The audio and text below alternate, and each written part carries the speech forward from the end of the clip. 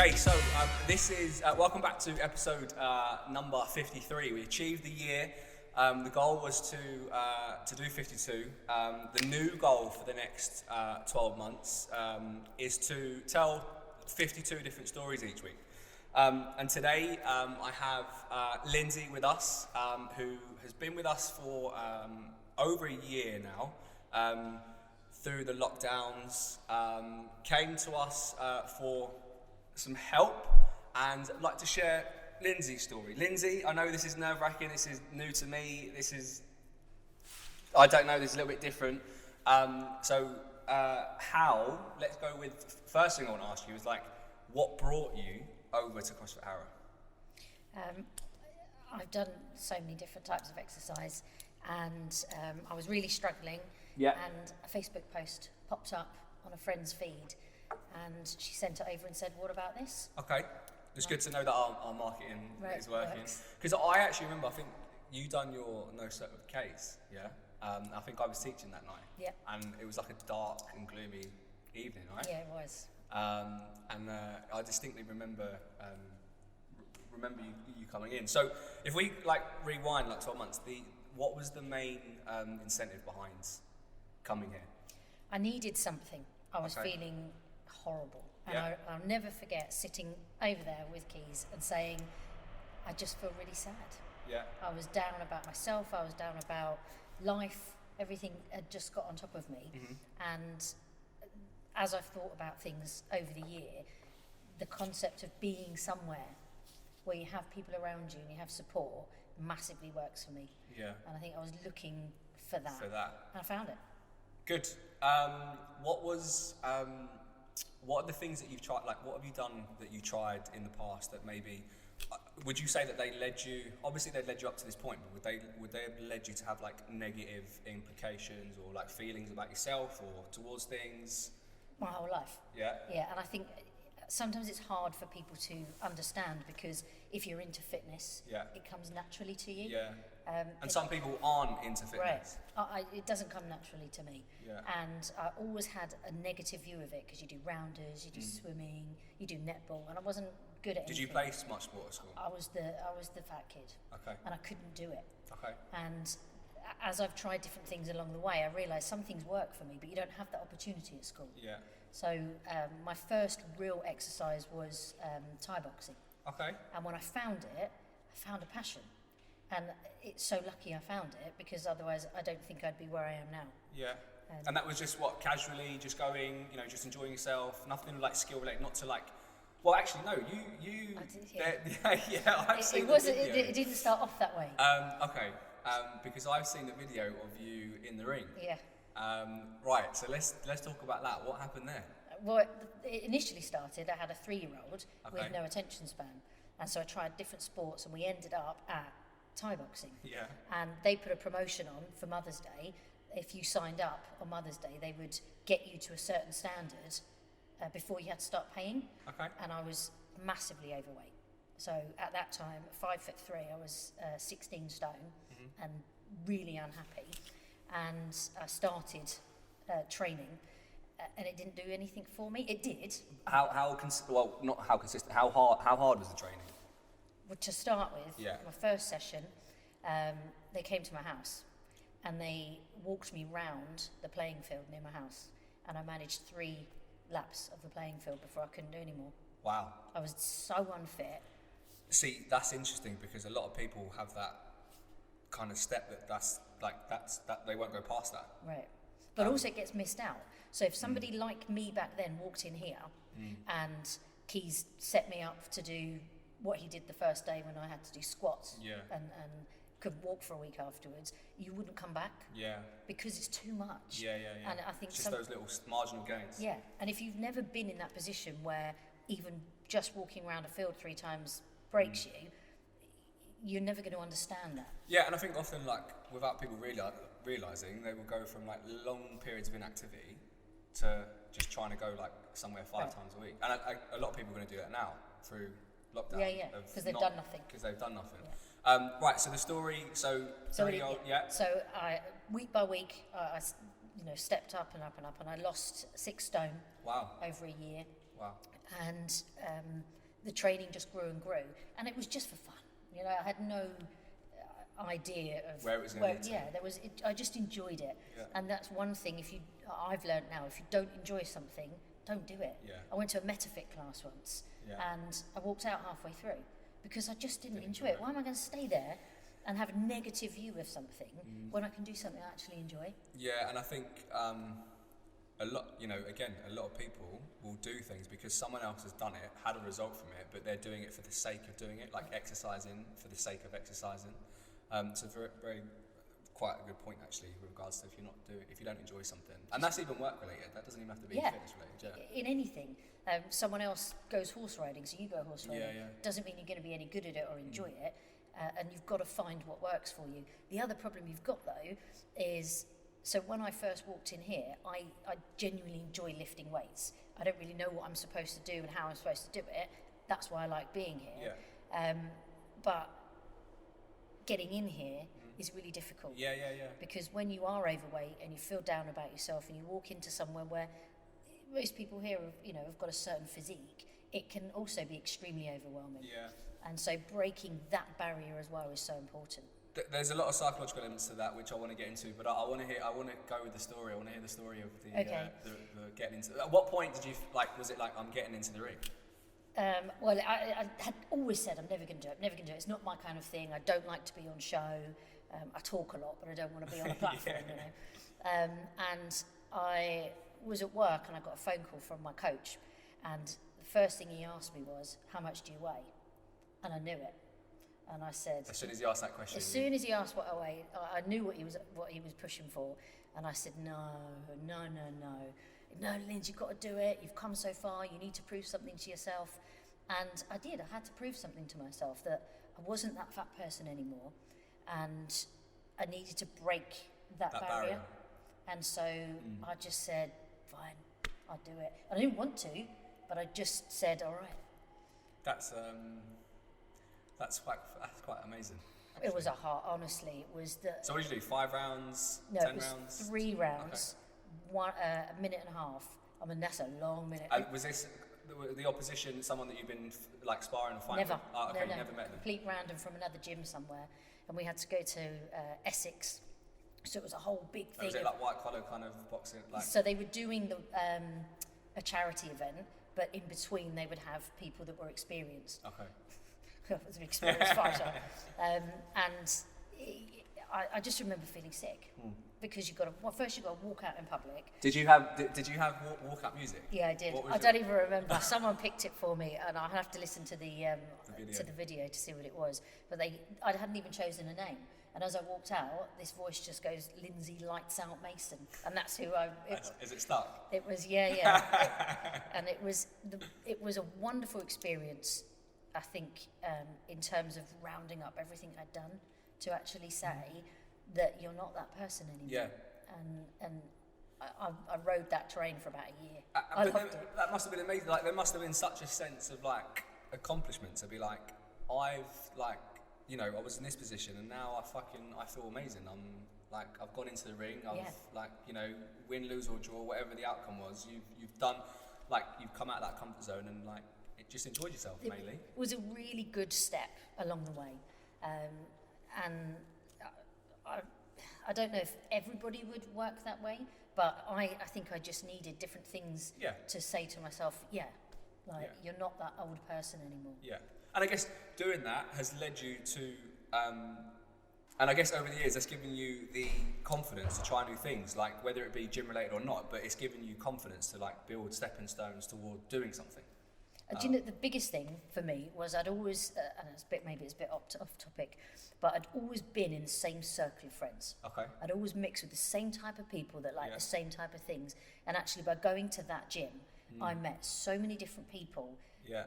Of different... networking, just different interests, different cultures. Everything. So, and I made some really good friends that still I'm friends with today. Yeah. And it opened my mind to different things. I think it helped me grow as a person. Yeah, meeting people who are, it very cliche to say, but meeting people that are like-minded do present new opportunities. Which opens your view of people. If you walk in here and you see women lifting, 100 kilograms and they're not even breaking a sweat. Yeah. I probably never would have socialised with people like that before because I wasn't in. And also thought it was not possible. Right. Yeah. But then that's also taught me that I don't have to try and be those people either. Yeah. You can still fit into a circle. Yeah, and I know obviously you've listened to a lot of the podcasts that we've done in the past, and the kind of message of being comfortable in your own skin and just being you and having fun and doing what you want to do. Well, one of your podcasts really did change things for me because I remember seeing someone in here when I first came in and saying, I want to look like that. And that was with me all the time, and so I was constantly trying to pick up more and work towards that goal. And I was sitting on the train and I was listening to your podcast, and it was about not being anybody else but being the best version of you. And so cheesy, but tears are rolling down my face while I'm on the train because it was suddenly a realization that I'd never seen before. I didn't have to be anybody else. Yeah, and I think as humans, we naturally always crave the next thing or want something else that someone else has got. But actually, everything that we probably need is in us or around us. You just have to unlock it. Some people unlock it early though. Yeah, they do. You might be 20 and realise what you want. Yeah. It's taken me double that to realise what I want for myself. Yeah. But that, I guess, that's all with life experiences, who you meet, what you do, where you go, that changes everything. Yeah, part and parcel. So, going back to your starting point, there's obviously along the road there's some, potentially the way that you perceive to look, yourself or looking at things. Would you say there's been a lot of psychological barriers towards your training? Massive. Or towards you, not even training, forget about training, how you feel about yourself? Yeah. I mean, it's been a constant battle my whole life. And you always think that no one really understands. And I do think there's a lot of people that don't understand. Let's say you go into the weights section at a gym, and I always find it really overwhelming. And people just say, no one's looking at you, what are you worried about? And you can't say that to people because you don't know what it feels like to be that person. Yeah. And I was at a gym, a normal gym where you go to classes and stuff, and I spent about 6 weeks sitting outside a certain class that I wanted to go into, and I never went in because I would sit outside thinking, oh my god, I can't do this. And people, when I tell them, would say, don't be so stupid. But it's not stupid. Yeah. That was at that time, it's such a massive thing for you. Absolutely. I've had that here. Yeah. And I remember walking down the driveway, and Subs was sitting on the floor, and she looked up at me, and I swear to God I could have turned around and gone home. And she looked up and she smiled at me, and that's amazing. I just dropped that feeling and made it in. Whereas if she hadn't have been there and been the person she'd been to me at the beginning and welcoming me, I would not have kept on running. Yeah, and sometimes it does require that level of comfort, just, to just that little nudge. Yeah. And sometimes that's literally all it is a little nudge to help you go, right, I'm going to do it. Yeah. I do, when new people walk into a class, I tend to find myself naturally moving over to them to say hi. Yeah. Because they might not feel anxious, but I know how I feel. Yeah. And if I can say hi and smile at someone and change their attitude or make them stay, then you've done something good, haven't you? 100%. I completely agree. And I wanted to touch on where you said about how you, and maybe it's, maybe it's I would imagine that men also do feel the same way, but it's such a big stigma that women feel a certain way going into a gym. Or going into not necessarily here, but in a weights area, or doing things that are deemed manly. Yeah. But actually, that is it not the case anymore? It's quite an equal, no. Fitness is becoming quite an equal kind of. I don't think. Well, maybe that's just from my point of view because of how I feel about things. But you always find when you go into a weight section, 90% of people are slim, toned, strong, lifting heavy weights, and I don't know if that's because people try and don't feel comfortable in that area. Yeah. The reason this works for me is if I go into a weight section of free weights, I don't know what I'm doing. And I've had it before where I've taken a book with me and I've taken an app with me and I'm scrolling through, but you feel like an idiot. Yeah. Because you're looking at this thing all the time. Well, I'm sure there's there's hundreds and thousands of women that essentially had felt the same way that you had felt before. What would you say to, if they're listening to this, what would you say is biggest piece of advice to them about how they feel and overcoming that? But because sometimes there isn't something that you can actually say, and sometimes it's about what they do, or what I think it's more the other side. Okay. So not the person that's walking in there, because the person that's walking in, I could say, try this, but we all function so differently that you just don't know. I think my advice would be to the people that are in there is to make it a welcoming environment. So if you're in there and you train all the time and you know what you're doing, smile at that person that walks in that you've never seen before. If somebody's looking at weights and not sure what they're going to pick up, go over and say. Because ultimately you were one, not you specifically, but we were all that person once. Right. But some people would naturally know what they're doing and find it quite comfortable to go in. You know, someone might be sweating and out of breath and grunting and it doesn't faze them at all. Whereas for me, I'm so conscious of everything I'm doing. Is anybody looking at me? And someone said to me once, isn't that a bit confident to think, is everyone looking at me? But it's an irrational thought. Yeah. You know, you're not thinking, I'm important. It's completely the other way. I would say the same thing.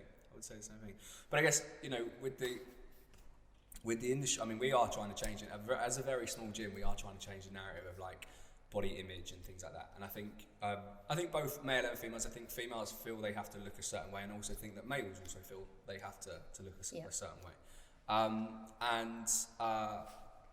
In terms of like you doing CrossFit, do you think from your, well, I mean, you've kind of answered really already, but from your own perspective, that has changed for you and things that people around you? Like, it's not something that you're like, oh, you know, I look great, or I don't look great, or I feel like this, or I do feel like this. Do you know what I mean? I don't think CrossFit as a whole has done that. I think this gym has. Okay, that's very nice. Just because of the way people have been and listening, it's a collection of things. Yeah. It's walking in here and having the... that's a really nice thing, actually. But it's true. And it's so powerful for me. It may, you know, there might be 100 people that walk in here that don't need that. But that 101st person, it can be a bit of a game changer for. And the greeting I get, the coaching I get, the podcasts, all of that together as a package has been amazing. It hasn't changed my attitude towards exercise because I genuinely enjoy it now. But it's given me something to be part of that ticks all my boxes. So it's, and I do tell other people about it because I feel really strongly that people need to realise that they can walk into a CrossFit without feeling. And it's not the same feeling they would get maybe walking into a gym, a regular gym, or what they know as a gym. It was completely different because it's a package, isn't it? How lockdown? Obviously, we've come out of that now. How did you manage work, training, lockdown, like as a whole? Well, I'd only done I think 3 on-ramps before lockdown happened. So I'd been in here on 3 different occasions, focused on certain movements, and then bang, it all closed. And so the Zoom workout started, and I got really into it because at that time I was still hating myself. So I could be at home with no one else around me, no one to worry about the sweating and everything else. So I really enjoyed the Zoom to start with. Actually, I remember we are speaking. Actually, and you said that right now, at that time, it was working really, really well for you because you was just in your own space. I didn't have to race here. I didn't have to sit in traffic. I could juggle everything around it. And so when first lockdown ended and we were coming back in here, I was very much, oh no, keep the Zoom. It's fabulous because you know you've got your 20 minutes drive, you've got to park, you've got to get in. So it can be an hour and a half. And when you've got kids to feed and dogs to walk and laundry to do, time is precious. So I was really anxious about coming in and doing the classes in here, but I can tell you now I wouldn't want to go back to Zoom, and I didn't go back to Zoom on second lockdown. Because we were allowed to go outside and we were able to do our sessions outside. Our PT stuff. So when the first lockdown finished and we were on the outside classes. But kind of for you, it might have been the perfect transition actually. Absolutely. Like it couldn't have been more perfect. It really worked. So I got to be outside with everybody and grow in my confidence. And then when the second lockdown happened and Zoom classes were back on, it just wasn't right for me anymore. I'd changed and it just, I didn't want to be in my house, you know, doing what we were doing. How did you feel, like what was your downtime? Like, you know, before people used to use training as downtime, people used to like almost use like not going to work, but like the travelling part, that was kind of where they had a bit of time to themselves. What did you do? What was your time over lockdown where you just kind of, it was your time? Well, I got my tiny dog just before lockdown happened. Yeah. So I was really, really lucky to have that, because that time on my own previously would have really been difficult for me, because I like to be around people. So I walked and walked and walked more than I've ever walked before in my life. You were doing clocking up quite a few miles. Yeah. Well, so from when... There was a little project you had. There was, yeah. So I decided... so when I first came in here, I'd put a lot of weight back on again through being in a relationship and focusing on that rather than exercise, which is I've learned lots of lessons from that. Don't let my own things slip. Do what's important to me.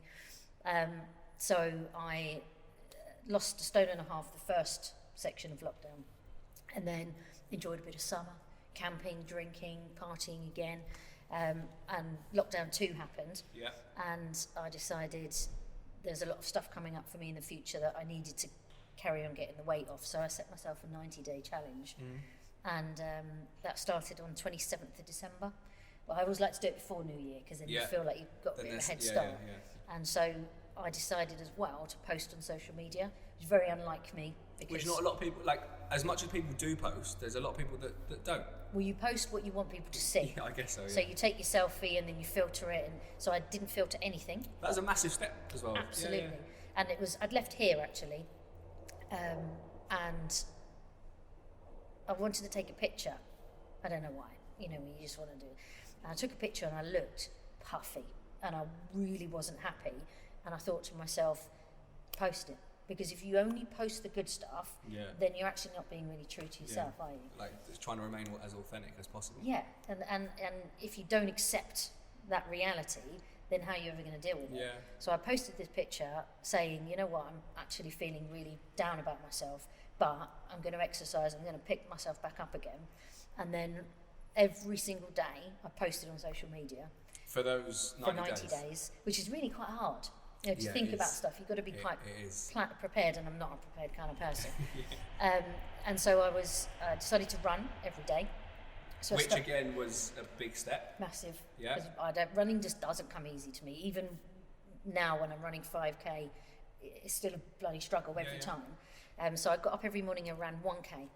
Which is really not very far. We can do 1k here and running up and down. But I did it every single day, and then I upped it to 1.5, and I would finish on the running machine after a kilometre and be absolutely dripping with sweat, out of breath. And I took a video and I posted it. And then slowly over the days, I'm starting to see 14, day 15, day 16, You've got some momentum now. Yeah, and I don't really want to let it go. And then people started commenting. And I've kept social media private because I could not deal with any... just break me. So it's only people that I know and that actually maybe I'm acquainted with. And I got messages from people saying, you're really inspiring me. I mean, this is me, the person that's 3 times I've lost 4 or 5 stone, and each time I put it back on again. I don't really, like you got into fitness and you stuck to it. I'm not really that kind of person. I have my ups and downs. And people are saying, oh my God, I got out of bed this morning because I saw your video and I went and I ran a kilometre. Which is amazing. Like, you are becoming someone else's success story. Yeah, it was great. And this is just me. Yeah. And so that really kept me going. And then, day 30, day 40, day 50, it was just like, I've got to keep this going. We had some momentum. Yeah, but I was so proud of myself, but I also had people that I was inspiring, so I couldn't really drop it. Yeah, you're now being held accountable. Massive. Without wanting to be accountable to anyone. Right, and you said that right at the beginning of my journey, and it was to everybody, that consistency. And that's why you book into your session, you don't cancel, because if you're doing this bit here and a bit there and a bit, you're never going to get anywhere. Yeah. And so that was a good lesson for me. And actually, that's often quite a lot of the case for a lot of people that wish to maybe try CrossFit or do something. They were like, oh, I just want to do one session, and it's like, but there's, you can't see things in one session. You're not going to get fit in one session. Fitness doesn't happen in one session. So the fact that applying that principle of consistency has led to an end result, right? And it works in everything. Yeah. It works. People want, I want to lose weight.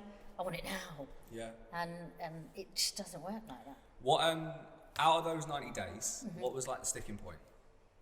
Or was there a sticking point? No.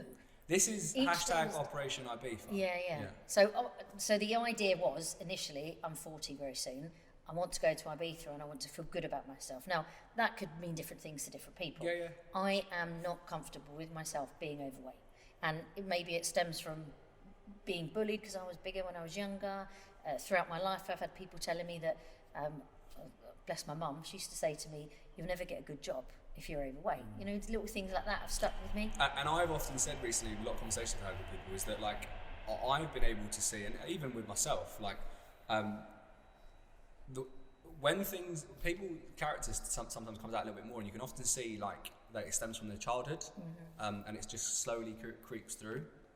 Most people that I speak to that have achieved maybe a great physique or a super fit have been fat kids. Now, I don't know why it didn't work with me. I always wanted to be in the police, but I was overweight, so I couldn't. And I used to say, I really want it so bad, why can I not lose weight? And I still don't know the answer. You know, you think if you want it, you'd do it. You say that, but you've lost a lot of weight. Yeah, a number of times. Just got to bloody keep it off. But that's your time now. That's what you've been doing for the last 18 months. Well, it's lessons. So the first time I lost weight, I was quite young. And I remember buying this outfit, and my best friend still says to me today, oh my God, when you wore that, you looked amazing.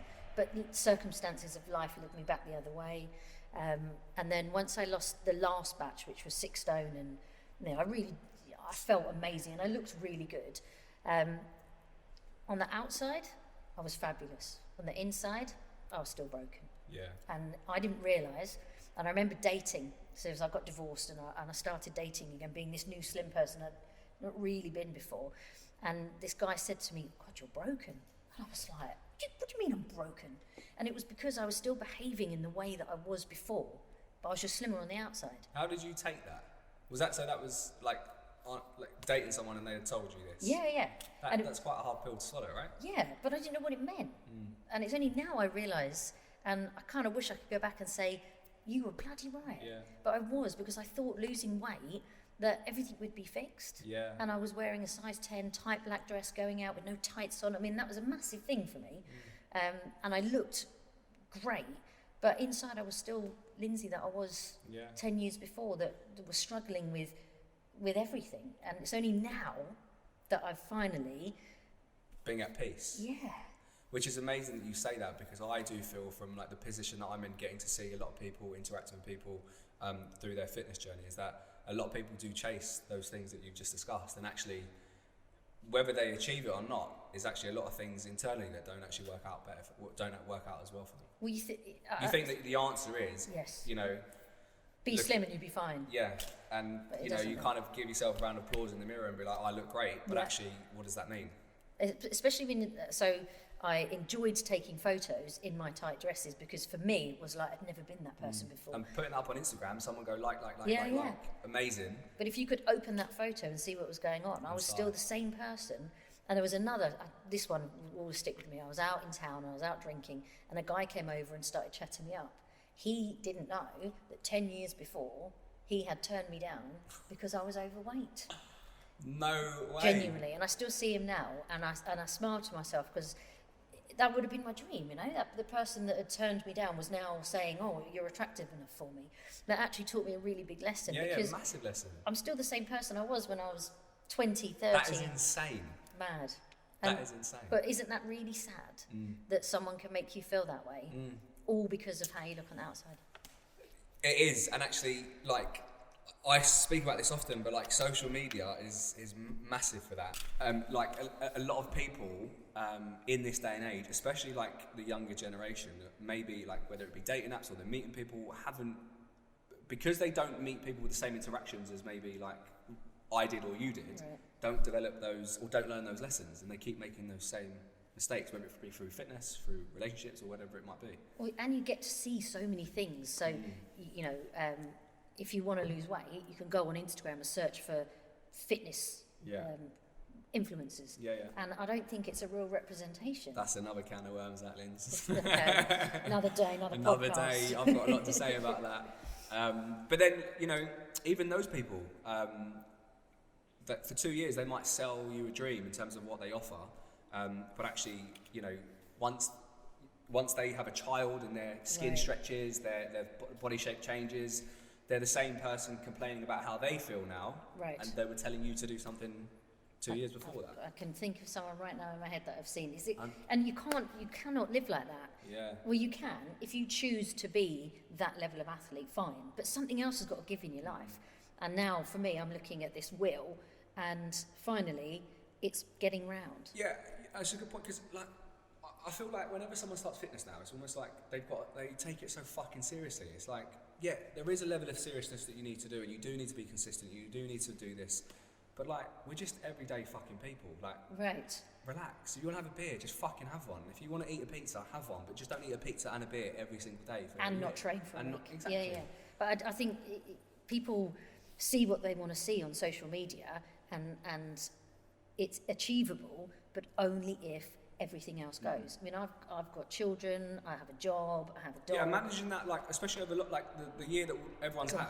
It's mad. Yeah. And it's really hard, because I did my 90-day challenge, and on day 91, I bought pancakes, bacon, and maple syrup, and I made for kids that for breakfast. And Mia, my 10-year-old, said to me, "Oh, it's the first time you've been a mum in ages," because that's what she sees. And I wasn't making that kind of food, because one, I'm going to bloody eat it anyway if it's there. And they're nowhere near on like that lesson yet. They're like they're kids. They're just, you know. But it goes to show that I did my 90-day challenge. I achieved another 1.5 stone.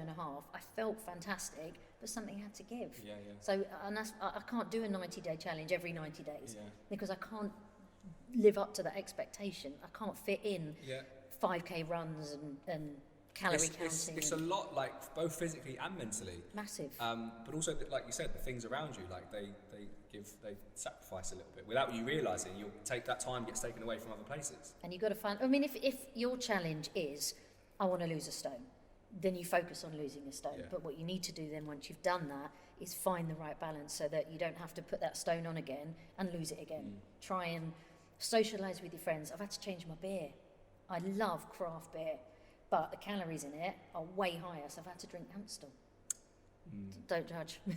No judgment, but it's lower calories, so I had to make those adjustments to make life work, so that I can go out and drink beer. Yeah, and still be social and still enjoy yourself and still have a good time. Like, a lot of people will, like, in one way it's good to like go all in, because there's an element of like you are determined to do that, but actually you can achieve the same level of determination if you just space things out.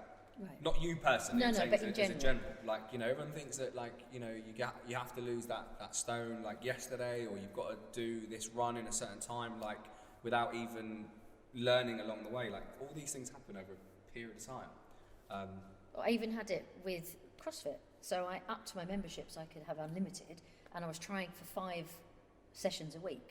That is a hell of a lot of time. Yeah, it's a lot. And I was putting myself under so much pressure that going back into normal life now, I'm going to do 3 days a week. 2 in the week, 1 at the weekend. It's enough, because if I do too much, I'll end up saying, I can't do it. It's too overwhelming. Whereas if I can go for 1 run a week, 3 classes a week, 2 nights out with friends, then I've actually... You've got such a good balance then of like everything. And actually, like, when you look back in, like, you know, another 20 years go by. So I haven't got that many years, so don't. But like another, 20, whatever it might be, years, 30 years go by, you can actually go like, I had such a good time in that period of my life, because I wasn't restricted to be like, I can't do this and I can't do that. Like, I don't know why we put these restrictions on ourselves. It's mad. Sometimes you do if you've got a certain goal. Yeah, but then that's for balancing it to being, I'm an everyday person, to like, I'm doing this to get paid, as in like, this is my profession, this is my sport, this is what I do. And often there's a big like contrast between the two, as in people forget which one they're in. But finding a balance, I mean, it's all well and good saying finding a balance, and then I might get invited out 3 nights in a row and I'm going to go. And I could but in perspective though, if you put that out of 365 days out the year, and they're like you're only 3 days, as an example, it's not bad. Then it's not, Well, even I did my 90 days, and God knows when that finished now. It's probably like 20 days ago, and I haven't really calorie counted since. And I woke up this morning with you've had a little bit of a break from it. It's a bit of a reset. Yeah, because it's a lot, when you've got to count everything you eat, and when you've got that bad relationship with food anyway, and you've got to count every single thing, and every judgment and every choice you make is based on those flipping calories. Like, it just got like, oh my God, I don't want to count my bloody oats anymore. Although now I've found when I pour 50 grams, I do it and I don't even realise. Yeah, and we often say that to the guys, and you guys, like, do it for a short period of time, because you'll get the eyeball kind of view of it, you'll know exactly what's what, and then after a period of time, you should be able to lead that, hopefully, by yourself, to know that's enough. And it's also know when to stop as well, and if food is balanced, then there isn't a need for an overindulgence. Like, you wouldn't go and eat 15 steaks, there's no need to go and eat 15 chocolate bars. Right. It's only when you take it away from yourself, but calorie counting worked really well for me because... Gave you that fix to... Yeah, and I could have a bit of everything, whereas classically I was the overweight person that did Weight Watchers. If I can mention Weight Watchers. Yeah. I was doing a diet club. I'm burning inside. But it worked for me the first time because I had... I don't have really much self-control, hence why I have issues with weight and food. And it worked for me at the time, but then I was coming here... training hard, as hard as I can, and I had no energy, so I had to stop thinking. Yeah, we spoke about this. Yeah, because it wasn't giving me what I needed. Yeah. So by doing the calorie counting, I was allowing myself a range of foods. I wasn't feeling like I was going without, and I could still train. Yeah, and enjoy yourself. Yeah. Yeah. What's the so you've had some time off, as in, like, it's not been so regimented. What's now going to be? Well, what's ahead of you? I have a little bit more weight loss to go, but I need to have a little bit of time out. Weather's getting nicer. Yeah, there's going to be a lot more social events. Isn't there? Yeah. I've got, even if it's going to be outside. Yeah, in groups of 6. In groups of 6. So I'm going to get back on my calorie counting so that it becomes pretty normal, but with less pressure on myself. Okay. And I just have to work on my own balance. Yeah. You have good days, you have bad days. And doing the 90 days actually taught me a lot about how my body functions. And you have your ups and downs, and you don't notice that when you're not doing very much, because there are days when you feel like, I'm going to train really hard, and there are days when you think, oh God, I can't be bothered. But there's also a lot to consider. Like, work doesn't stop. Like, when you're on this journey, like, your relationships with people doesn't stop. It's not like you can put everything to one side and go, I'm only going to purely focus on that. I did for 90 days. Well, but I don't like that. There is an element of that needs, I wouldn't say they need to stop, but they should, should's not the right words. There is an element of them that it's not as, like, accessible, because your commitment is to, I want to change a few things, I want to improve this, or whatever it might be. So journey is now, you want to go for a little bit more weight loss, and what is, like, training and life, like, how are you managing work and training moving forward and coming out of this? Well, I'm going to set myself 3 training sessions a week, so I'm not pushing myself too hard. I need to manage my food and just work on every aspect. It's taken me nearly 40 years, but I've finally got myself in a place where... You're happy? Yeah. And that the person that I looked at and said, I want to look like that, I don't want to look like that anymore, because I know the amount of effort that would have to go into it, and I just don't have the time for that, or I don't really want it. Yeah. I don't want to sacrifice to that extent. I want to be me, and the best me that I can be, and be okay with who I am. Yeah. What would you say to someone who maybe had similar feelings to you when you first started? Whether it be CrossFit that they do, whatever it is they do, but what could be the biggest advice, knowing that you've run that race and you've been there, what would be the biggest advice that you could tell that person about the outcome or their journey or whatever it might be? The thing I've learned about is be the best thing that you can be. What do you want? Do you want to be that person that has 2% body fat? And if you do, what's involved in being that? I think, you've got unrealistic expectations. Be realistic. Yeah. Like, if you enjoy socializing and going out for tasty food, you're probably never going to have 2% body fat. Yeah. And it's working out what's most important.